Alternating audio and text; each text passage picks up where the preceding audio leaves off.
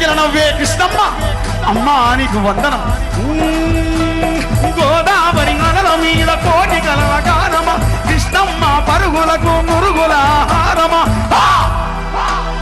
మా నీళ్ళు మాకేనని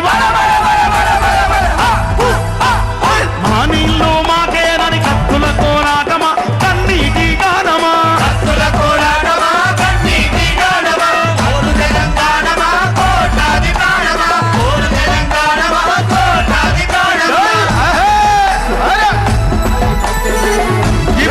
కీబోర్డ్ పెట్టండి.